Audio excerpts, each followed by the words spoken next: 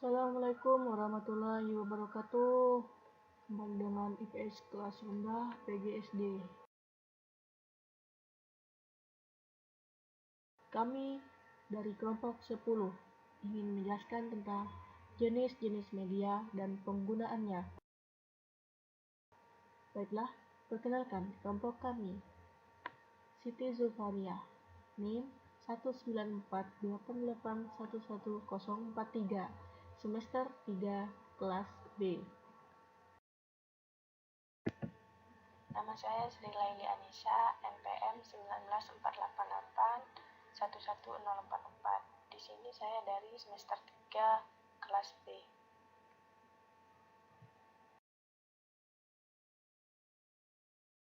Baiklah, mari kita mulai dengan jenis-jenis media. Nah, dari pembagian atau klasifikasi sebelumnya, dapat dikatakan bahwa media terdiri dari berbagai ragam dan bentuk. Ada beberapa jenis media yang dikenal atau diharapkan dapat kita pergunakan.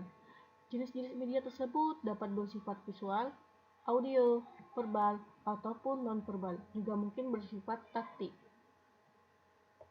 Selanjutnya, beberapa jenis media pengajaran dalam lingkup yang luas. Kita akan bahas di slide berikut. Nah, daftar media pengajaran. Daftar media pengajaran di sini ada alat pengajaran, mesin cetak, media visual, media audio visual, dan masyarakat sebagai sumber belajar.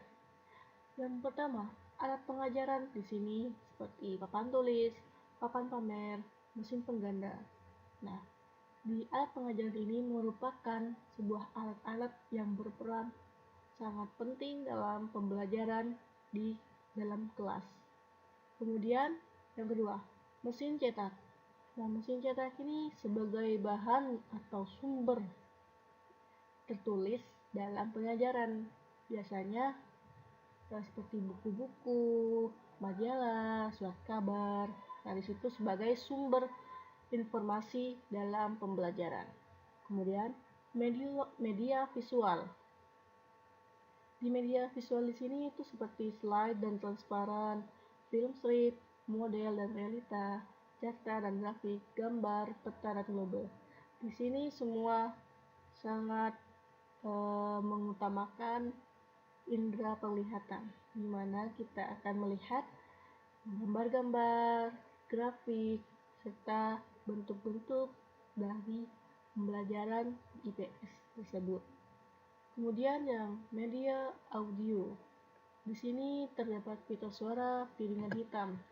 Kalau pita suara itu ingat gak dulu zaman DVD cuman pakai pita. Ya.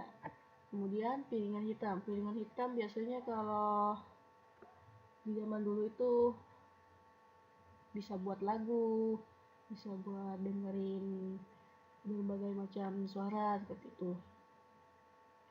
Dan di sini diharapkan dari pita suara piringan hitam ini kita bisa mendapatkan informasi tentang ilmu pengetahuan sosial kelas rendah dan media audio visual. Nah, di sini contohnya seperti radio, film, suara, siaran televisi, hit media ganda, di mana di dalam media ini kita mengharuskan menggunakan telinga dan mata. Itu indera penglihatan dan pendengaran dalam menangkap sebuah pembelajaran di dalam kelas nantinya. Kemudian masyarakat sebagai sumber belajar, di mana kita belajar tidak hanya di dalam kelas saja, cuman kita berinteraksi dengan masyarakat, dengan sosial, lingkungan sosial. Nah, itu seperti kita mencari sumber. Nah, sumbernya itu kita dari sumber masyarakat. Terus kunjungan studi, kita ke museum-museum, ke tempat-tempat masyarakat, kita terjun ke sana, kita belajar bersama dan bersosialisasi di sana. Kemudian kita di sini juga butuh narasumbernya, dan narasumber di sini haruslah terpercaya. Di mana narasumber ini sesuai dengan materi yang kita akan bahas nantinya di pembahasan pembelajaran IPS kelas rendah. Nah, penggunaan media pengajaran IPS. Salah satu yang berperan penting dalam media pengajaran IPS yaitu papan tulis. Nah, papan tulis ini memang masih memegang peran yang sangat penting ya di sekolah dasar itu, karena memang hal yang sangat-sangat tidak bisa dihilangkan. Kemudian, tapi ketika kita menggunakan papan tulis, kita haruslah jangan memberikan informasi yang terlalu panjang lebar sehingga membuat papan tulis penuh dengan informasi yang tapi anak-anak tidak bisa menangkap. Nah, di sini ada saran dalam penyampaian pengajaran IPS ini di papan tulis. Nah, sarannya di sini ada rancang dengan baik tentang isi dan pola. Nah, di sini tuh sebelum kita mulai pengajaran, kita itu harus siapkan dulu, kita rancang dulu. Nah, hendaknya di dalam papan tulis kita isi tentang apa hal dulu. Kemudian yang kedua, hindari menuliskan ikhtisar dan sajian yang panjang. Pilihlah pokok-pokok pikiran yang penting. Nah, jadi tidak perlu panjang lebar ya, kita ambil saja yang penting-penting. Kemudian yang ketiga, usahakan agar papan tulis tidak terlalu penuh berjejal dengan tulisan. Ya, seperti halnya di poin 2, yaitu ambil poin pokok-pokok yang penting saja. Sehingga tidak ada tulisan yang penuh full papan tulis sehingga buat anak-anak tidak berselera atau bergairah dalam belajar. Kemudian yang keempat, tulislah dan gambar harus cukup besar supaya dapat terlihat dengan jelas dari belakang. Nah, kan kita dalam kelas tuh ada murid yang banyak gitu sampai berapa gitu. Ada juga yang jumlahnya sedikit. Nah, ketika muridnya kita banyak sekitar 20 orang, kita harap diperbesar lagi tulisannya supaya di belakang bisa melihat tulisan kita. Kemudian jika muridnya lumayan dikit, jangan terlalu besar-besar ya. Ini jangan terlalu besar, jangan terlalu kecil, sedang saja. Dikondisikan dengan jumlah siswanya. Kemudian yang kelima, usahakan papan tulis tetap bersih. Jadi jangan sampai papan tulis itu ditulis dengan selain kapur, misalnya papan tulis kapur itu ditulis dengan tip X atau spidol, itu kan akan merusak papan tulis itu sehingga banyak sekali tidak membuat tidak bersih papan tulisnya, sehingga tulisannya tidak terbaca ketika kita menulis seperti itu. Nah, di sini ada papan pamer. Nah, pengisian papan pamer ini haruslah penuh dengan informasi yang menantang, menarik, dan baru, kemudian sesuai dengan acuan buku kita. Nah, bisa juga menambahkan informasi dari internet juga. Nah, karena keterlibatan anak-anak penting sekali, kajian penting di masyarakat dapat menarik. Kemudian dari hal-hal yang menarik seperti itu membuat anak itu semakin banyak pertanyaan-pertanyaan, dan di situ akan menghidupkan sebuah diskusi. Kemudian ada buku-buku. Buku di sini itu sebagai acuan dalam pengajaran apapun, termasuk pengajaran IPS ini. Nah, biasanya buku di sini tuh yang layak digunakan dalam acuan di setiap pelajaran tuh haruslah dapat izin dulu dari Depdikbud, ada sertifikasi izinnya seperti itu, sehingga buku-buku yang sudah melalui Depdikbud itu sudah melewati penyaringan sebuah kata-kata yang tidak pantas untuk anak di kelas rendah seperti itu.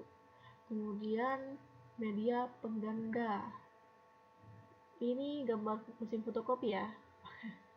Penggandaan dapat dilakukan dengan baik. Yang digandakan itu bahan ajar IPS ya, karena di sini IPS kelas rendah. Jadi bahan ajarnya itu tidak ada di buku pelajaran. Jadi kita sebagai pendidik bisa mencari di internet Kemudian kita print, lalu kita gandakan alias fotokopi. Kadang di sekolah itu kita jarang menemukan sekolah yang mempunyai fotokopi gitu ya di SD. Nah, kita sebagai pendidik tentunya bisa ke tukang fotokopi gitu.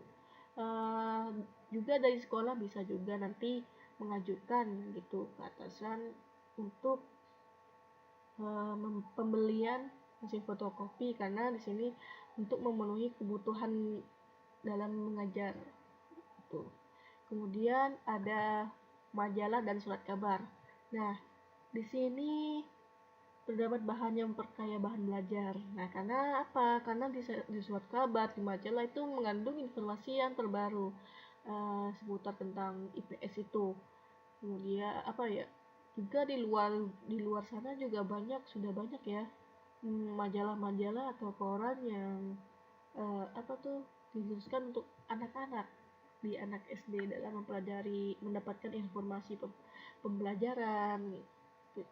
Nah, seperti halnya di majalah itu seperti majalah Bobo, di situ sudah ada. Nah, di surat kabar mungkin nanti ada penugasan dari guru mencari hal-hal yang terkait tentang dunia sosial. Nah, di situ juga ada seperti gotong royong. Nah, di situ tadi kita tema gotong royong, nanti kita suruh anak-anak mencari di koran seperti itu. Nah, Baik, tadi telah disebutkan beberapa penggunaan media pengajaran IPS. Nah, di sini saya akan menyebutkan lainnya, yaitu slide dan transparan. Slide dengan pengambilan foto, film yang digunakan khusus untuk slide, transparannya dibuat dengan jalan menulis kertas transparan yang bersangkutan. Selanjutnya, model atau realita. Model adalah alat-alat yang sangat dekat atau mirip sekali dengan kenyataannya, seperti patung-patung para pahlawan, patung-patung para pendekar-pendekar dulu, pahlawan-pahlawan yang memperjuangkan kemerdekaan Indonesia, terus film strip. Film strip merupakan rangkaian film strip mirip gulungan filman hidup, akan tetapi jumlah filmnya terbatas karena hanya potongan demi potongan yang terpisah. Terus yang selanjutnya, karta dan grafik. Kerta sering dianggap meliputi arti yang luas, yang diantaranya meliputi grafik, peta tabel, dan diagram. Nah, di sini cerita karta dan grafik biasanya menunjukkan presentasenya. Terus gambar yang mengandung bahan belajar IPS yang banyak sekali. Pada contohnya seperti misalnya contoh Insinyur Soekarno, terus contoh-contoh alat-alat tempur yang digunakan saat dulu peperangan, terus rumah-rumah pada zaman dahulu. Terus selanjutnya pita suara dan piringan hitam. Pita suara kaset audio dapat dipakai untuk merekam suara khas. Nah, ini pita suara dan piringan hitam itu untuk pada era zaman dahulu merekam suara khas, baik juga bisa digunakan untuk menyetel musik. Namun di sini biasanya pada era zaman sekarang itu mungkin banyak orang yang tidak mengenalnya. Terus selanjutnya peta dan globe. Tentang pemakaian peta telah disinggung di muka, juga telah disinggung bahwa peta mempunyai kekeliruan karena peta merupakan presentasi bentuk 3 dimensi bulat menjadi permukaan dasar 2 dimensi. Terus radio, dalam siaran radio acara yang sangat penting untuk pelajaran IPS. Nah, di sini radio itu sangat berfungsi untuk menyiarkan misalnya suatu berita pada era zaman dahulu. Bahkan radio untuk saat ini mungkin hampir mau punah. Namun ada beberapa masyarakat atau beberapa orang yang masih menggunakan radio. Terus selanjutnya yaitu film suara. Pada saat ini banyak film suara yang dijadikan sumber belajar IPS. Misalnya kayak film 10 Oktober, terus film pahlawan-pahlawan seperti itu. Terus selanjutnya sumber masyarakat. Dalam pelajaran IPS yang bahan telaahnya adalah manusia dan lingkungan masyarakat adalah sumber belajar yang baik. Nah, kan kita tuh kan tidak tahu pada saat peperangan itu seperti apa. Jadi kita sebagai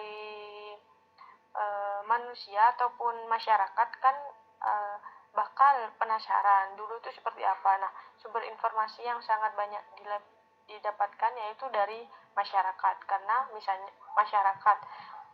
Nah, masyarakat di sini itu kayak kakek, ibu, nenek kalian itu pasti pernah diceritakan oleh nenek buyut mereka. Terus siaran televisi pendidikan. Waktu siaran masih sangat terbatas. Sebenarnya banyak acara siaran TV umum yang cukup baik dijadikan sebagai bahan belajar IPS. Misalnya, itu biasanya kan suara televisi itu bisa kayak hari-hari pahlawan, itu biasanya memperingatin, terus kayak disiarkan lewat TV, terus film-film pada zaman dahulu itu disiarkan lewat TV. Terus selanjutnya kunjungan studi. Kunjungan studi di sini contohnya itu seperti kita ke museum, terus ke museum pahlawan gitu. Maksudnya kita tahu kayak ke Jatim Park 2 apa 3, di sana itu terdapat kayak mobil-mobil dari era zaman dulu sampai era zaman sekarang. Terus ya masih banyak lagi tempat-tempat lainnya. Terus kunjungan studi, hal-hal yang diperlukan dalam mengadukan pertama yaitu perencanaan. Persiapan pertama ialah menyelesaikan perizinan dan baik dari sekolah, dari orang tua maupun pemerintah setempat. Tujuan kunjungan harus jelas dan tegas. Nah, perencanaan di sini yaitu berupa izin, baik berupa izin dari orang tua, sekolah maupun pihak yang akan dituju. Terus pelaksanaan. Nah, pelaksanaan di sini setelah kita mendapatkan izin, kita itu tinggal melaksanakan apa yang kita inginkan. Misal kita akan mengunjungi suatu museum, misalnya yang ada di Bangkalan. Kita berangkat ke Museum Cakraningrat yang berada di daerah Pemda.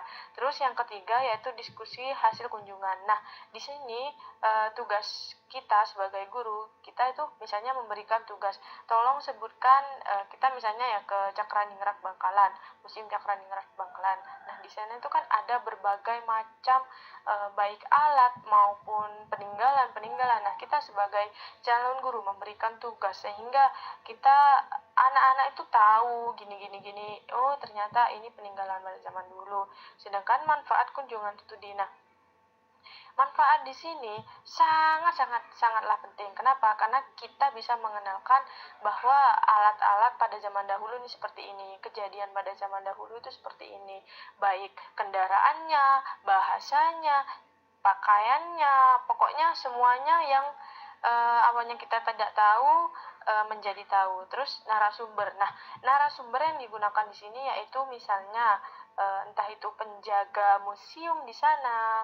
Nah, sehingga kita lebih mendapatkan informasi. Sebenarnya ada di dalam, biasanya beberapa museum itu untuk biasanya diberi keterangan. Namun kan kalau kita menggunakan sebuah narasumber, kita lebih mendapatkan sebuah informasi. Nah, itu beberapa penggunaan media pengajaran IPS dan hal-hal yang perlu diperhatikan dalam kunjungan studi. Baik, terima kasih.